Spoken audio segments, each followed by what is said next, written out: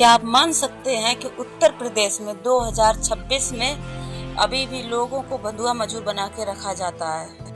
क्या आप मान सकते हैं कि जिस प्रदेश में राम राज्य का दावा किया जाता है उस राज्य में इंसानों को जानवरों की तरह ट्रीट किया जाता है? क्या आप मान सकते हैं कि बिल्डोजर बाबा के राज्य में मजदूरों को फैक्ट्री से भागने पर उनके ऊपर खूंखार आदमखोर कुत्ते छोड़ दिए जाते हैं जो उन्हें कतरा कतरा नोचते हैं? मान सकते हैं जो सरकार राम राज्य का दावा करती है उसके राज्य में मजदूरों पर कोड़े बरसाए जाते हैं, भाले चुभाए जाते हैं और तो और 2 साल तक कम से कम 12 से 15 लोगों को बंधुआ मजदूर बना के रखा जाता है, जिनमें नाबालिग बच्चे भी शामिल हैं।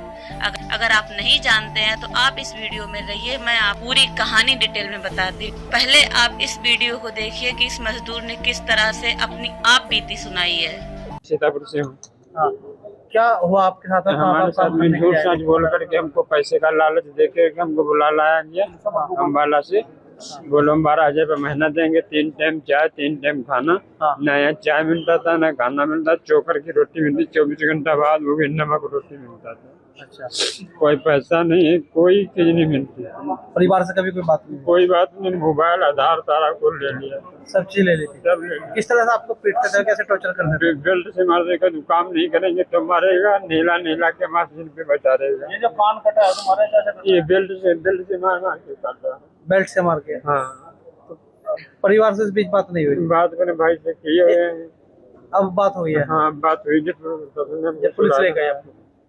11 महीने से तुम वहाँ थे तो कैसे छुटे वहाँ से? वहाँ एक लड़का उधर से भगाया गया था, वो मेन मालिक था, वो मेहमानी गया था कहीं पे रिश्तेदारी में, तो उसका बाप आया था, वो गेट खोला था, तो उसी के झांसे में लड़का को भगाया गया और लड़का भाग करके उसको लपटाया भी तो लोग निकल पाया नहीं। तो हाँ दोस्तों, मैं बात कर रही हूँ मुजफ्फरनगर के उत्तर प्रदेश की दोना फैक्ट्री में, जहाँ पर 12 मजदूरों को गरीबी में, बीमारी में, हारी का 10-12 हज़ार रुपये महीने का पैसों का झांसा देकर लोगों को फैक्ट्री के अंदर ले जाया जाता है। सबसे पहले मोबाइल को छीनते हैं, फिर उसके बाद उनको वहां पर अंदर पैक कर लिया जाता है, फिर सुबह 4 बजे से लेकर रात के 12 बजे तक जानवरों की तरह काम करवाया जाता है।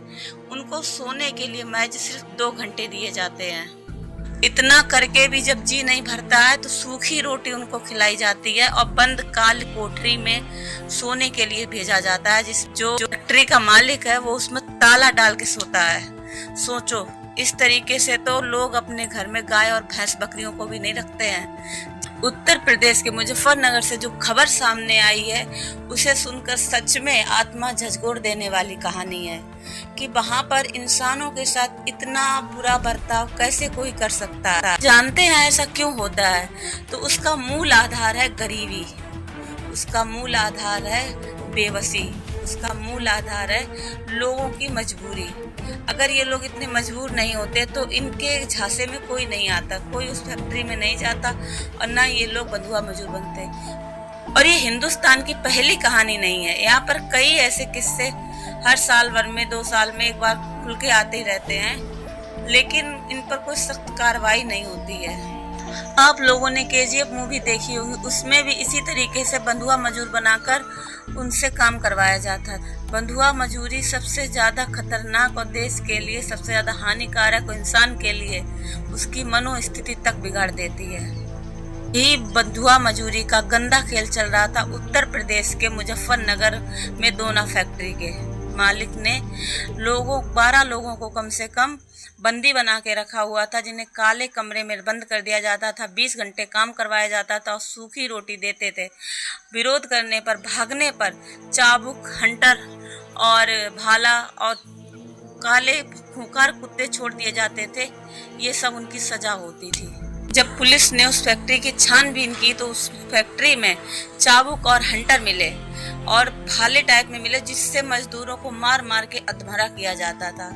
ये कैसा राम राज्य है? जब कुर्सी संभल नहीं रही है तो क्या जरूरत है कुर्सी पर बैठने की? Yogi Adityanath law and order का दुहाई देते हैं। जो सरकार हिंदुस्तान में राम राज्य का दावा करती है, उसी सरकार के लखनऊ अग्निकांड में 15 से 20 बच्चे मारे जाते हैं जिनकी कोई सुनवाई नहीं होती है, कोई उनके लिए सुविधा नहीं पहुंचाई जाती है जब तक वो तंदूर की तरह भुंज नहीं जाते हैं। उसी सरकार में ये देखो 12-15 मजदूर पकड़े गए हैं। पिछले 2 साल तक इतना अभद्र व्यवहार हुआ है जिनकी मानसिक स्थिति तक बिगड़ गई है। कुछ तो ऐसे हैं 2-4 लोग जो खड़े भी नहीं हो पा रहे हैं, किसी का कान तिरछा हो गया, किसी के शरीर पे इतने अभद्र दाग हैं जो देखे भी नहीं जा रहे हैं। और यही सब नहीं, मतलब कितने शर्म की बात है। छी छी छी।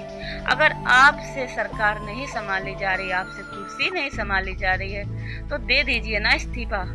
जाइए मठ में जाकर अपना संत का कर्तव्य पूरा कीजिए। और आपकी इस कहानी पर क्या राय है कमेंट बॉक्स में जरूर बताएं। हमारे चैनल को लाइक करें, कमेंट करें, शेयर करें। तब तक के लिए धन्यवाद।